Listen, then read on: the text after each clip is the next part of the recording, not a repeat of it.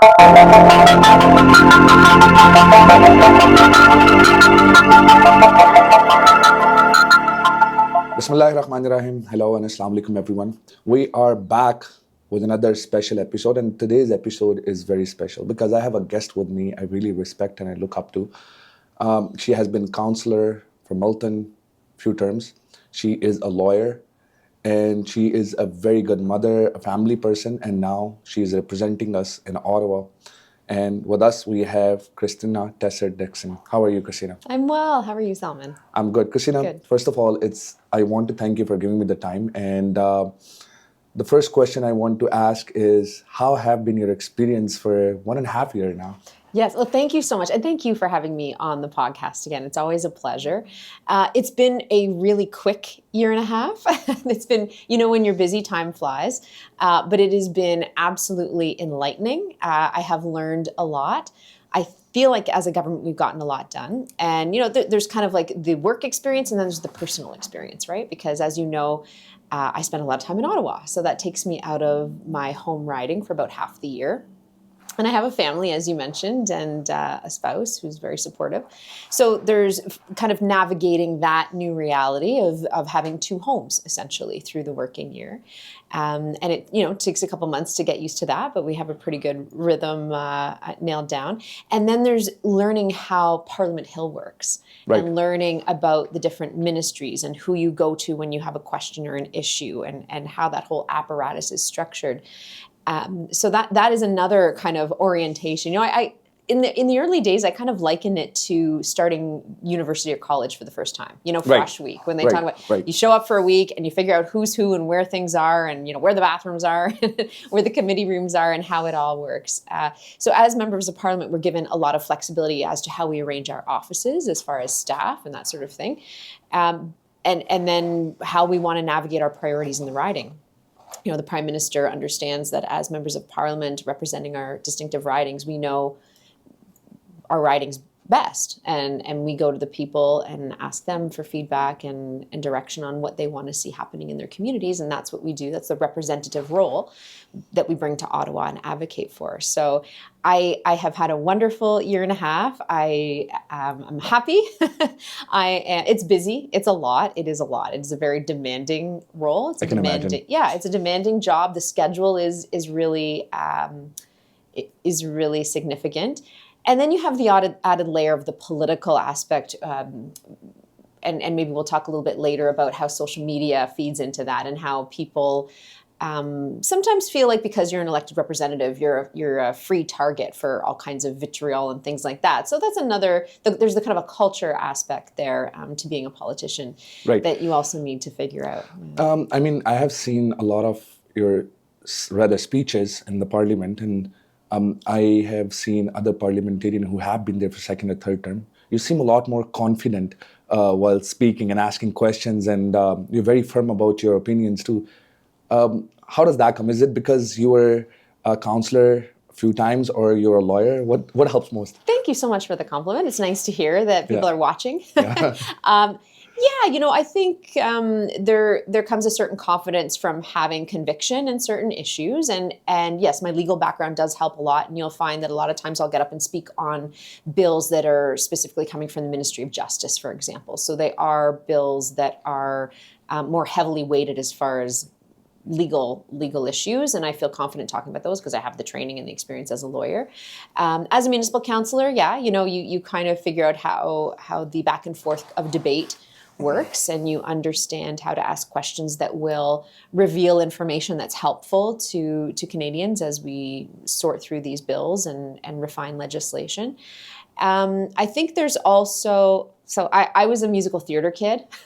I did a lot of performing, and so I think you learn a little bit about maybe just presence. Not that is necessary to being a politician, but there is kind of a way that you speak or you. Yeah. On that note, I just saw recently a video you were sitting in the car and going through a parade, and you were really enjoying it too. Oh, so you yes, enjoyed those parade, things. the Glenn Williams parade. Yeah. And I think overall I enjoyed talking and listening. I enjoyed dialogue and discourse. So I think that maybe is what you're seeing shine through in some of my speeches in the House as well. So thank you very much for the compliment. I appreciate it. No problem. Okay, so the question I want to ask 1.5 years now. What do you think you have achieved in that 1.5 year for constituency as a member of parliament? What is your achievement in your mind that you're proud of so far? Yeah, well, overall advocacy and representation is really important. I'm on a number of committees as well where I'm able to talk about things that are happening in the riding, specifically with respect to government spending on the Committee of Public Accounts. I spoke about my work as a family law lawyer working in the violence against women sector on the Standing Committee on the Status of Women.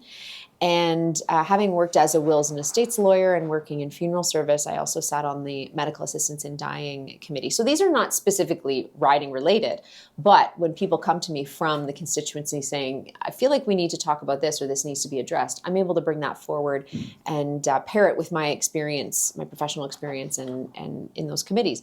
For the riding specifically, there's a few priorities that I'm working on. We were able to get some money towards a supportive housing development in Georgetown. And there's also going to be an announcement shortly, I believe, about some federal money coming forward to the town of Milton. Oh, that's good to know. It's great. And this is one of the, if you were going to ask me what I find maybe a little bit frustrating about this job, is that things tend to move kind of slowly. So, you know, it's heavy bureaucracy. Right. Yeah, it's the bureaucracy. So you might say, okay, you've had a year. What have you done? And it's like, well, gosh, you know, it actually takes a long time for this stuff to move through these channels. So the 4 priorities I'm working on, you know, we can talk about as well, but they really are centered around housing, affordability, and supporting a particular project that's close to my heart, palliative care hospice here in the riding.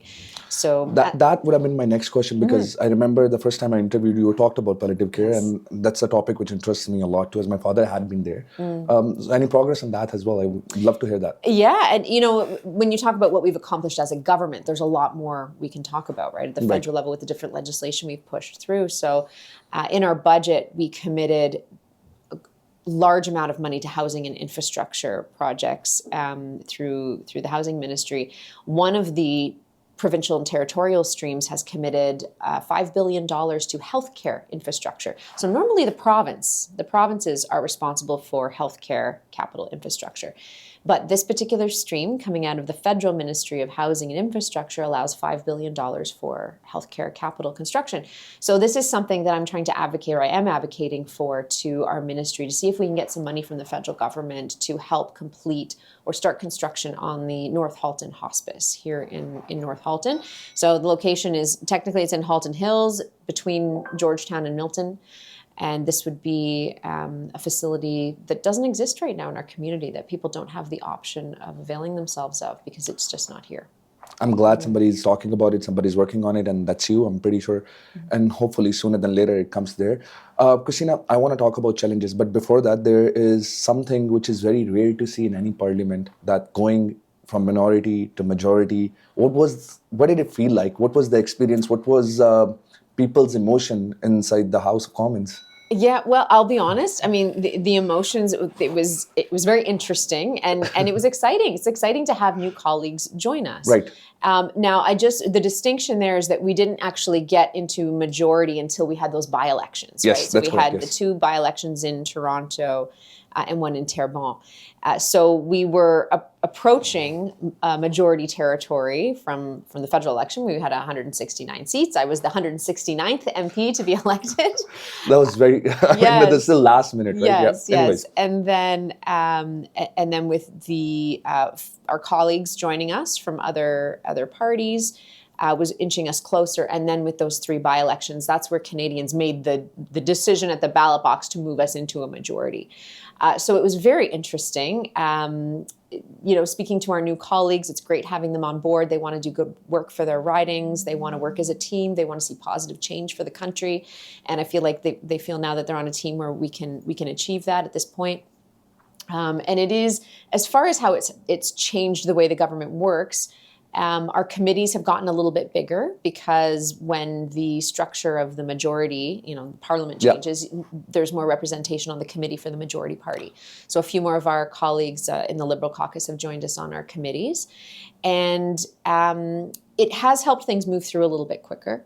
Now, I will It reduces bureaucracy. Yes, Too, right? there's some bureaucracy, but I will say, it does introduce some criticism too, because we have faced some critiques about now things moving too fast, perhaps.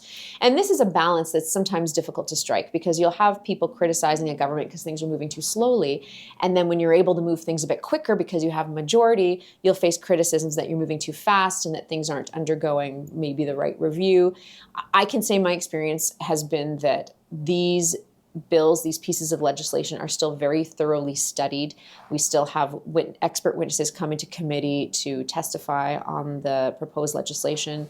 Even in a majority, we have made amendments to legislation where our opposition colleagues have said something's not jiving here, and we'll work with them. And in fact, our direction from the Prime Minister was, just because we're in a majority now, it doesn't mean we don't listen to our opposition colleagues. Like, it's really important that we continue to work as a parliament. And talk to folks in the opposition, because they represent as well. They have a job to do as well. Everybody's working for Canada, right? An important job, yes. Yeah. Mm-hmm, all right. So on that note, I want to go towards a little more challenging questions. Now, I wanted to ask your personal challenge, but because we're talking about it, let's talk about this first. Now that you guys are in majority, speaking as a layman, someone who doesn't understand how logistics works in the parliament, how legislation works, how the legal things work, someone who just wants to understand, now that you're in majority, how would things change for Canada? Would it be quicker? Would it be better? And because we are going through a technical recession as well. Mm-hmm. Yeah, I think the most easy to explain impact would be that things would happen faster, that legislation would move through faster. So I mentioned the committee composition changing. Right. So prior to having a majority, if our colleagues on the Conservative opposition and the one bloc opposition member on a committee could get together and agree to block legislation we were trying to move through the committee, for example. And it's their right to do so. Like, they're asking questions, they're questioning witnesses, but there's something called filibustering that happens, and all parties are guilty of doing this. It's a tool that is used sometimes. And what we were finding was that the filibustering was taking up enormous amounts of committee time. And when you talk about time, that's taxpayer money, right? We're being paid to be there. We are paying to use the resources there. We're paying interpreters. This costs money. And there comes a point where the debate no longer has value. It's just a time-wasting technique.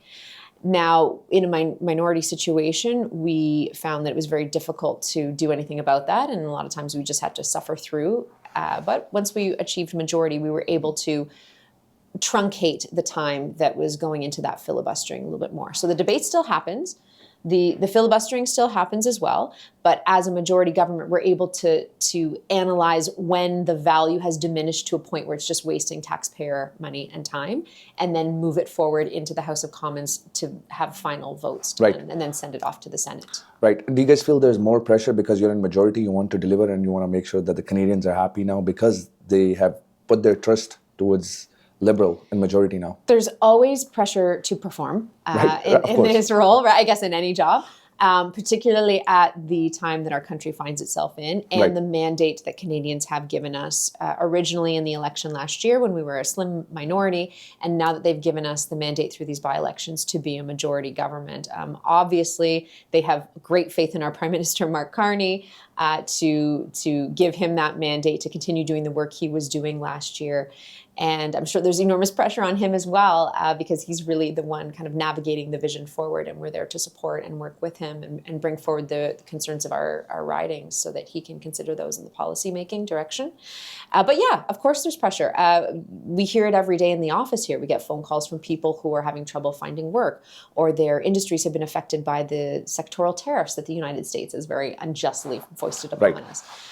We hear from young people who are having trouble finding summer employment. We've been able to help them with the Canada Summer Jobs Program, and the federal government has supported a number of employers in the area hiring summer students to fill spaces. Mm-hmm. Right. All right. I want to talk about the challenges you face, but I just want to mention on that note, you mentioned Prime Minister Carney. I love the videos when he was supporting the soccer team and making the video at the airport to give them a good message. That was really nice to see. Mm-hmm. All right, let's move to Kristina, and then we'll talk about Milton and Georgetown. Sure. What was the biggest challenge for you in that year and a half? as a person, not as an MP, as a person?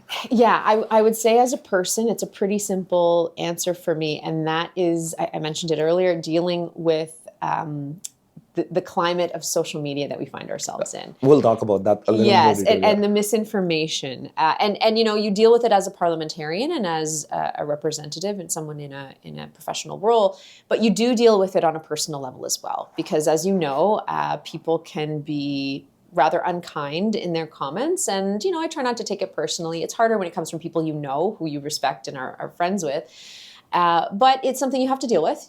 Folks have their opinion and they'll put it out there in public. And it's not necessarily a constructive conversation for me to jump in and talk in a public forum like Facebook, for example. So, I tend to not engage that way.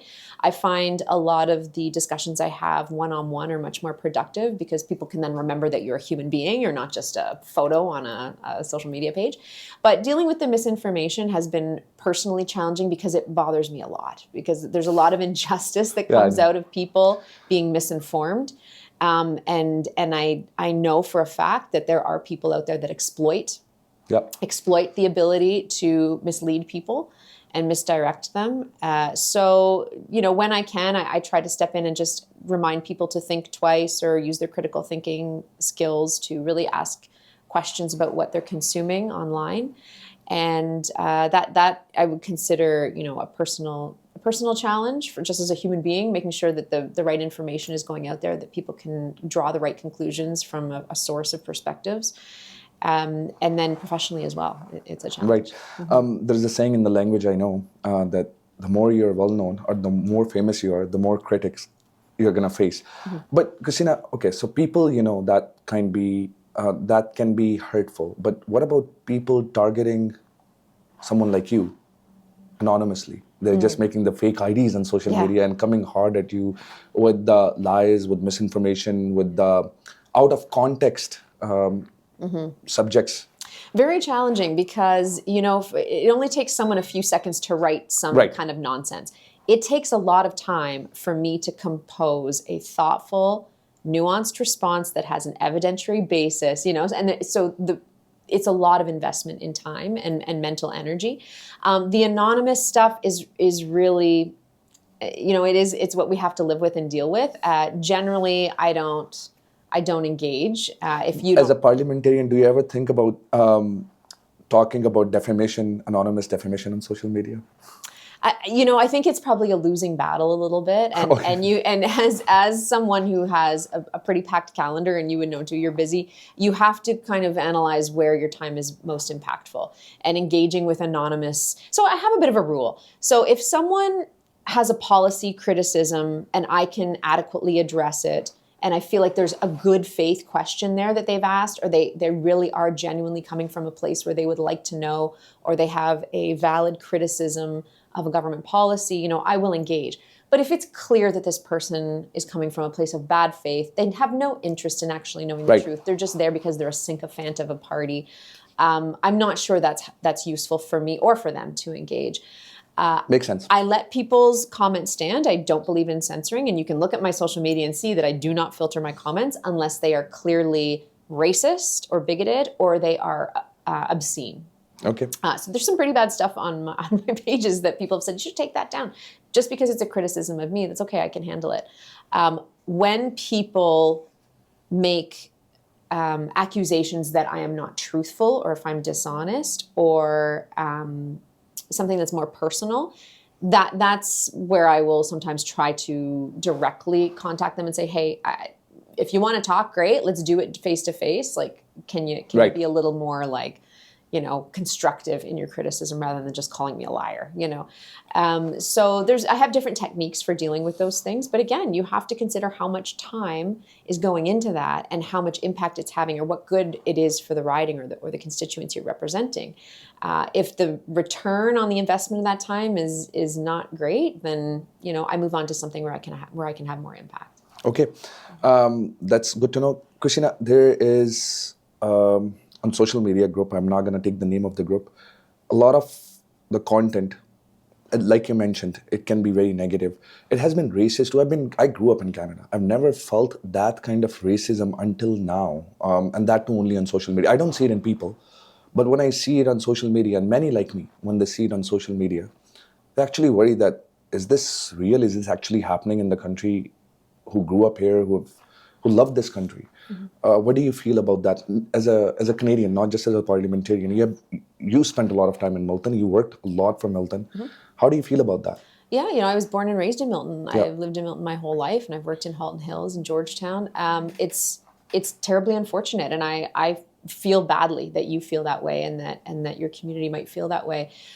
This is, again, a symptom of this anonymity that people can come to social media with, right? Like things that they would never dream of saying in public, most of them, they feel quite comfortable putting behind an anonymous profile. And I think a lot of the times people are angry about other things, and it just manifests in a way that is unkind and racist. And then there's racist, there's people who are blatantly racist, right? And you see it. You do see it on social media. I see it as well. I think as consumers of social media and creators of content on social media, we all have a responsibility to call it out. I think we should. I've spoken directly to people who are administrators on pages like that and just said, maybe you want to think twice about this, because I don't know what purpose you're trying to serve here, but I don't know if it's serving the purpose you need. Thank you for doing that. It's the least I can do. What impact it may have, I don't know. But I think if more of us call it out, and you do see people coming onto the comments saying, this is so awful. Like, what have we come to? Why are we saying these things? Why are we supporting or consuming this type of bigoted, racist, misogynist? I mean, there's another thing you see, misogyny online. Absolutely. So I think we just have to be brave sometimes, and people don't want to get into those discussions online. And again, you have to analyze whether or not it's worth your peace and your time. But I think there are situations where if more people came forward and said, I don't accept this in my town, maybe the message will get through. And, a lot of it too is it's coming up from the United States. Like it started in the U.S. with the election of the current administration, where people who were bigoted or racist. It was encouraged in the political campaign. It was they felt empowered now to speak out with those ugly comments, and I feel like it's making its way up into Canada, and I think we, as Canadians, we have a set of shared values that we need to ensure that we are holding up. And it may seem innocuous when an anonymous profile, says a racist thing and you just want to ignore it. And sometimes that is the best strategy. But at the same time, we have to be mindful that I think it can very quickly overtake social discourse if we're not careful.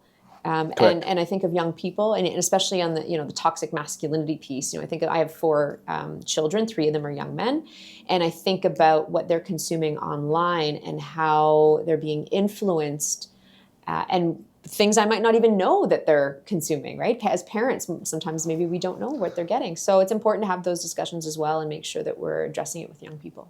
Let me add something. I feel happy when you talk about the community and look in perspective of a mother as well. That's amazing to see, because somebody's doing that in the parliament. So it's good. It makes us feel confident that somebody's there who understands us as well. All right, Kristina, we're running out of time. I want to take a message from you, but before that, something about Milton and Georgetown. Municipal election is coming. You've been part of municipality. A lot of candidates in Milton. A lot of being talked about. Of course, it is very competitive. How do you feel about the election? What are you seeing in the future of Milton specifically? Because that's the most talked about election. Yeah, I've had a lot of the candidates reach out to me to introduce themselves. And yes, I was a municipal representative for 2 terms, so I've run in the election. Sometimes they're just looking for some advice and some feedback, and I'm happy to sit down with any of them and chat about my experience. I think it's good when you have lots of people participating in democracy. I hope it results in a higher voter turnout, because typically municipal elections have pretty low voter turnout. Right. In Milton, there is quite a race for the mayor's position. Right. So this may bring out more people, more voters. I'll say the same thing here that I tell my children when they ask who they should vote for. It doesn't have to take a lot of time, but look into the candidate. Reach out to the candidate if you're able, and the first thing you have to determine is whether or not the person's running for the right reasons, right? Like you'll get people who are sometimes running just because they want to get their name out there for whatever reason, or You want to make sure the person has some requisite experience or On a knowledge. lighter note, before you go on, I actually heard someone that this person is just running because he wants or she wants publicity for their career. Okay, so I mean, there you go, right? A municipal position as a municipal representative is an end to itself. Like, it is its own very important position and career. And in fact, we have a saying in politics that all politics is local. No matter what level you go to, the impact on the lives of the people you're representing happens at the local level. So in fact, municipal politics is where we talk about garbage collection and snow clearing and all those very important things, that property tax collection, recreation. And when you get into school boards, you're talking about the way schools are planned. So this is the most important everyday stuff that affects people's lives. So for someone to say, I'm using municipal politics just because I have an eye on another kind of trajectory. Yeah, I think you might want to scrutinize that a little bit as a voter and make sure that the person's doing the work or wanting to do the work for the right reasons. And, I really do believe that having some private sector professional experience is important in this role as well. In the municipal context, you're dealing with very large budgets.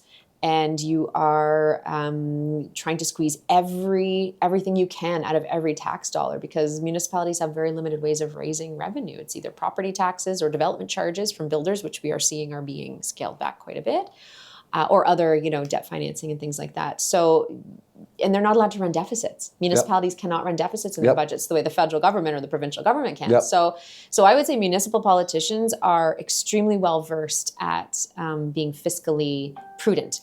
All right. One last question before we'll take the message, because we're running out of time. And that is, do you think, and I'm not talking to you as a parliamentarian and someone, just as a Canadian and a lawyer, do you think there should be some kind of educational vetting at municipal level too for candidates to run? I just want to hear your opinion about that, because I've talked to people about it and people have been discussing it. It's tough, because as soon as you start putting conditions on who can run, there is a concern that you could start restricting a democratic process to some people, right? Fair enough. I do, I see where you're coming from, but how would you do that so that it's very fair and even could be challenging. So I think ultimately voters have the responsibility to choose the people that they think are best suited, are best So voters should be doing the vetting process. And voters should be doing the vetting process as they vote. And I think it comes down to how we are learning about politics as well in school and engaging, so that we know what the different levels of government are responsible for. And we know what kind of duties a municipal representative has to do versus a provincial versus a federal one. So, not to shift all the onus back on voters, but really, you're essentially conducting a job interview for a very important position as a voter, and you have to decide whether or not the person you're going to choose for that job is going to be able to perform the way you expect them to. Thank you, Kristina. Thank you for giving your time. Before I let you go, what is the message you want to give to your constituents as Georgetown and Milton? Well, first of all, I would want to say, and I do say, thank you so very much for the confidence and the trust that you've instilled in me as constituents, as residents. And thank you so much for engaging with my office and with my staff, who I rely on so much. I have wonderful staff in the constituency office and in Ottawa. And I want to encourage people to continue to engage and, ask questions. And I love having people come into the office. And sometimes we get in some pretty, intense debates about policy, and I'm always happy to entertain those. It's in my blood as a lawyer, to engage in debate.